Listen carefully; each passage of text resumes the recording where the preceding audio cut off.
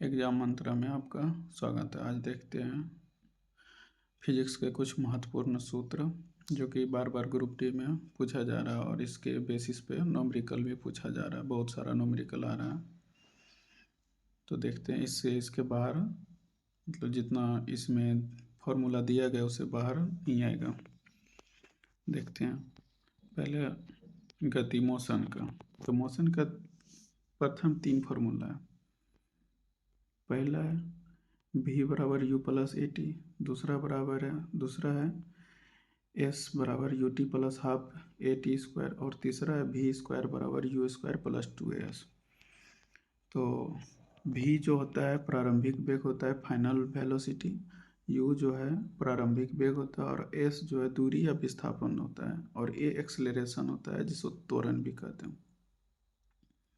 अगर जैसे कि नीचे की ओर गति करता है तो a बराबर जो है प्लस जी हो जाता है, और अगर नीचे से ऊपर की ओर फेंकते हैं तो a बराबर माइनस जी हो जाता है। a बराबर माइनस जी। तो देखिए अगर प्लस जी है तो a बराबर की होगा, तो v बराबर की होगा u प्लस जी टी। फिर s बराबर U T plus half G T square, और तीसरा होगा v स्क्वायर बराबर यू स्क्वायर प्लस 2g's। और छोटी जी का वैल्यू होता है 9.8 मीटर प्रति सेकेंड स्क्वायर। छोटी जी का वैल्यू 9.8 मीटर प्रति सेकेंड स्क्वायर। जब a बराबर माइनस जी हो जाएगा जब नीचे से ऊपर की ओर फेंकेंगे, तो देखिए जब a बराबर माइनस जी हो जाएगा तब v बराबर क्या होगा u minus G T. s बराबर क्या हो जाएगा U T minus half G T square. v square बराबर क्या हो जाएगा, तो यू स्क्वायर माइनस 2g's। ये वाला जो क्वेश्चन है फर्स्ट वाला क्वेश्चन, ये 4 या 5 तारीख के ग्रुप डी में 5 तारीख का ग्रुप डी में पूछा है, जाके देख लीजिएगा। पूरा एक्सप्लेनेशन जो किया उसमें दिया हुआ है। अब देखिए जी, छोटी जी जो है इसको गुरुत्व त्वरण भी कहते हैं। अब देखिए एक्सेलरेशन यानी कि त्वरण, तो एक्सेलरेशन बराबर होता है a बराबर होता है final velocity v minus you बटे टी, यानी कि final velocity minus initial velocity बटे टाइम। फिर बल का सूत्र F इक्वल टू एम है, तो F इक्वल टू एम है, जहाँ की F जो है बल है, m द्रव्यमान और g गुरुत्वीय त्वरण है। अब देखिए गुरुत्वीय नियतांक को बड़ी जी का मान, तो बड़ी जी का F यानी कि F बराबर होता है फोर्स यानी कि अथी में होता है, तो बड़ी जी m1 m2 बटे आर स्क्वायर। तो m1 जो है गुरुत्वीय त्वरण होता है, गुरुत्वीय नियतांक जिसका मान होता है 6.67 गुने 10⁻⁻11 न्यूटन मीटर स्क्वायर प्रति kg स्क्वायर होता है। बड़ी m1 का मान पहला पिंड और m2 का मान दूसरा पिंड का द्रव्यमान, और r दोनों के बीच की दूरी हो जाता है। संवेग होता है मोमेंटम, p बराबर जो है एम भी होता है। p बराबर क्या होता है एम भी, तो इसका p जो है संवेग, m द्रव्यमान और v वेग। अब देखिए काइनेटिक एनर्जी यानी कि गतिज ऊर्जा, गतिज ऊर्जा बराबर होता है हाफ एम भी स्क्वायर।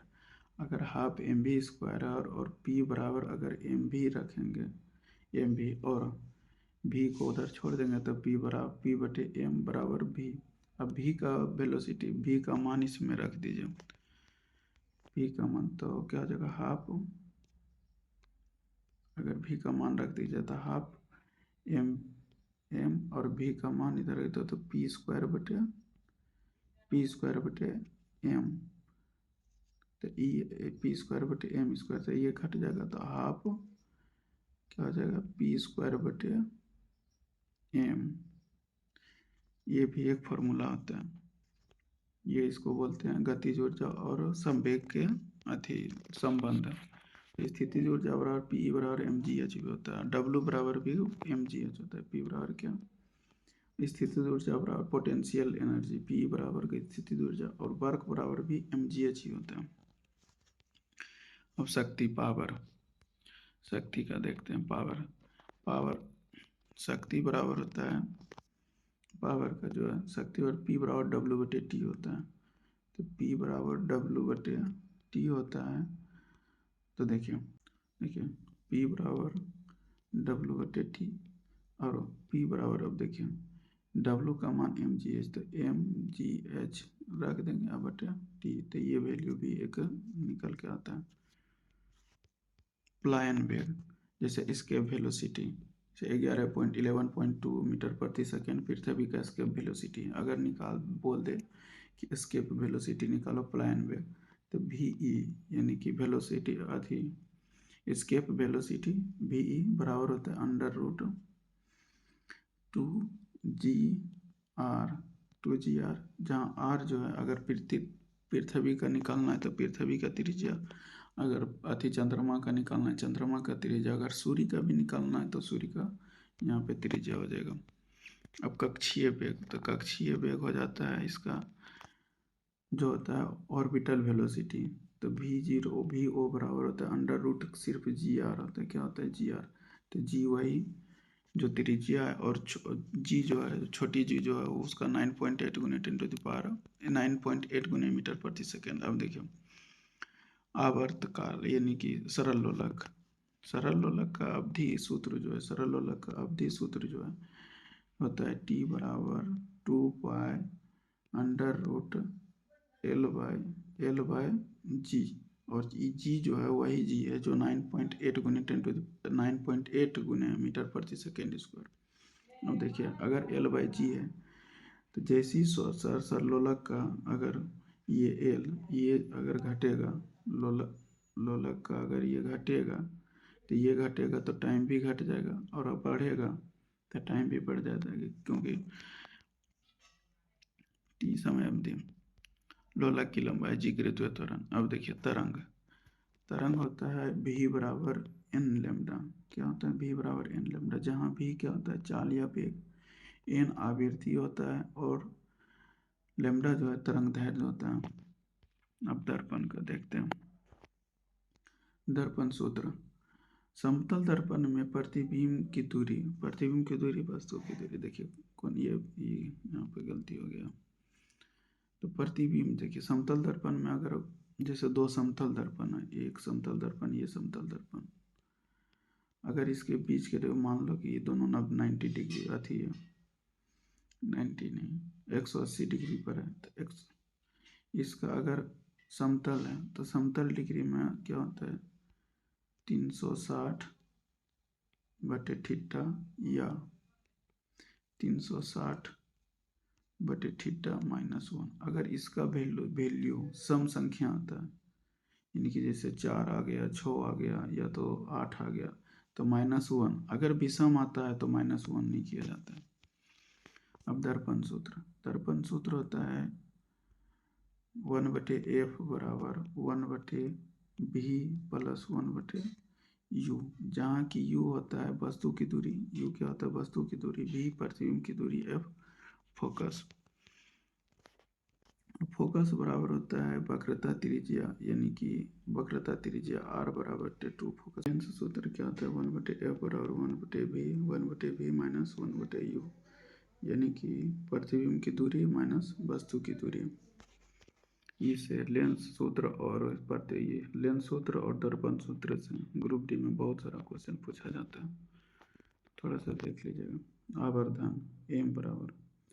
आवर्धन बराबर होता है v/u, यानी कि प्रतिबिंब की दूरी बटे वस्तु की दूरी, प्रतिबिंब की दूरी वस्तु की दूरी, या तो hi छोटी आई बटे ho, imagine height of imagine और फिर हाइट ऑफ ये ऑब्जेक्ट, ये दोनों होता है।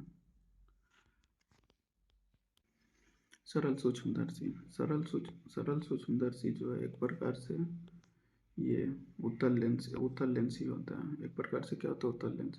इसका आवर्धन क्षमता होता है एम बराबर हो जाता है 1+d/f। क्या होता है 1+d/f, जहाँ क्या है d बराबर 25 सेंटीमीटर और f बराबर फोकस दूरी होता है। संयुक्त सूक्ष्मदर्शी m बराबर होता है L/f multiply 1+d/f F E, जहाँ की एफ हो उद्दीपन लेंस की फोकस दूरी होता है, एफ हो क्या होता है फोकस दूरी लेंस का, और फिर एफ ही होता है आँख लेंस, दो लेंस इसमें संयुक्त सूक्ष्मदर्शी में क्या होता है दो लेंस लगा हुआ होता है, एक आँख के पास उसको नेत्रिका लेंस कहते हैं, और जो इसको वो लेंस होता है, और लेंस और एल जो होता है लेंस के बीच की दूरी होता है। अब विद्युत प्रतिरोध, ठीक है, प्रतिरोध, तो ए आर बराबर होता है रो एल बाय ए, क्या होता है रो एल बाय ए, जैसे हम लोग पढ़ते हैं ना प्रति, यानी कि ये थी जो जैसे कि अगर किसी तार के क्षेत्र तार की लंबाई बढ़ जाए तो प्रतिरोध क्या होता है, तो यही फॉर्मूला पे उसको निकाला जाता है। जैसे मान लीजिए कि एक ये तार है, ये मान लीजिए एक तार है, और ये क्या होता है ये इसको रो जो है इस तार का विशिष्ट प्रतिरोध को रो को जो है तार का विशिष्ट प्रतिरोध जो है रो को बोला जाता है।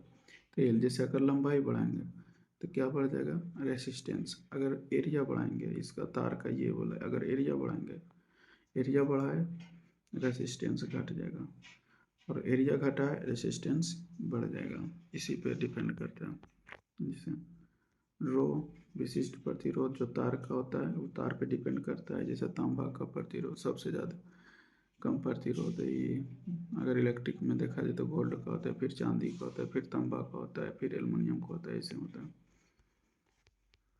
श्रेणी क्रम में जैसे देखिए श्रेणी क्रम में क्या होता है कि एक है, फिर ऐसे ऐसे मान लीजिए कि एक आर है, फिर यहाँ पे फिर मान लीजिए R1 R2 और फिर ये R3, तो श्रेणी क्रम में ये होता है। तो अगर इसको जोड़ेंगे तो R बराबर R1 प्लस R2 और प्लस R3 ये होता है।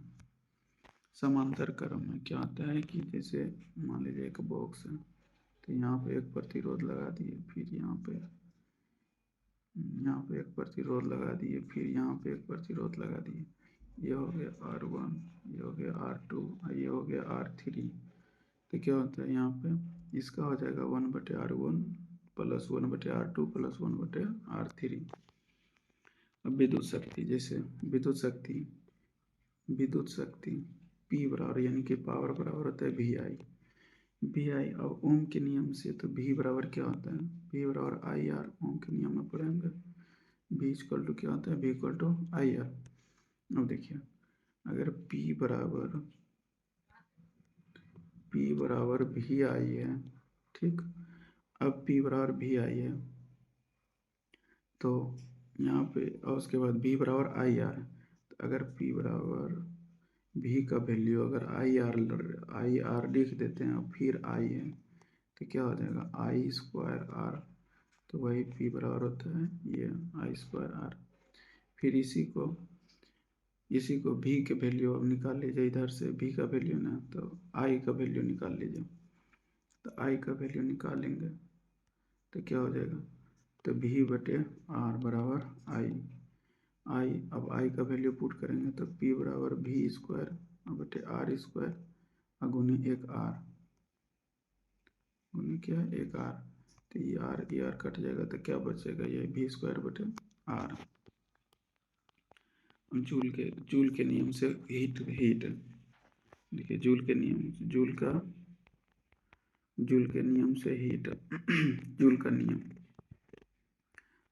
अब हीट देखिए क्या होता है कि H बराबर होता है हीट जो उष्मीय प्रभाव है उसका उष्मीय प्रभाव हीट I²RT होता है, क्या होता है I²RT।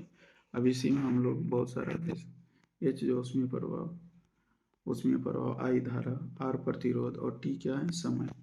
अब देखिए शक्ति के संबंध में शक्ति P बराबर क्या पढ़े थे VI, P बराबर क्या पढ़े थे VI।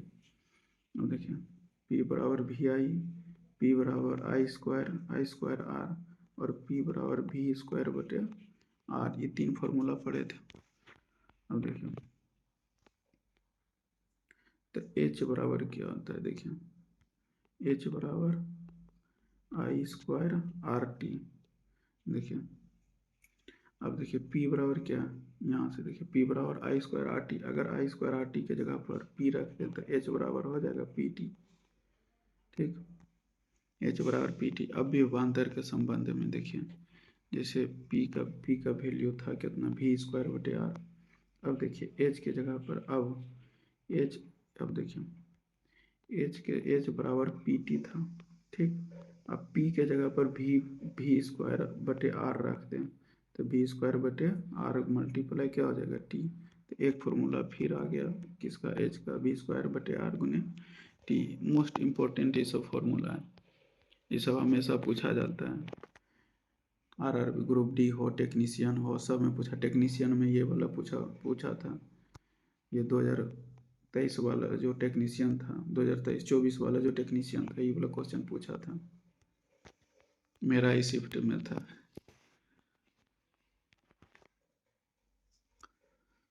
जैसे P बराबर वी आई अब रखते हैं। अब P बराबर वी आई है तो H बराबर क्या होता है, आई स्क्वायर आर टी, आई स्क्वायर आर टी। अब देखिए, अब P बराबर वी आई अगर रख देते हैं तो जैसे कि यहाँ पे P बराबर H बराबर पी टी है, तो H बराबर क्या हो जाएगा, H बराबर देखिए H बराबर क्या था, पी टी, पी टी। अब H बराबर पी टी के जगह P के जगह वी आई रख देते, वी आई टी। एक फिर तीसरा फॉर्मूला कितना हो गया, देखिए 3 फार्मूला। एच बराबर एक आई स्क्वायर आर टी, तो मतलब यूनिवर्सल जो फार्मूला है, एच बराबर हीट।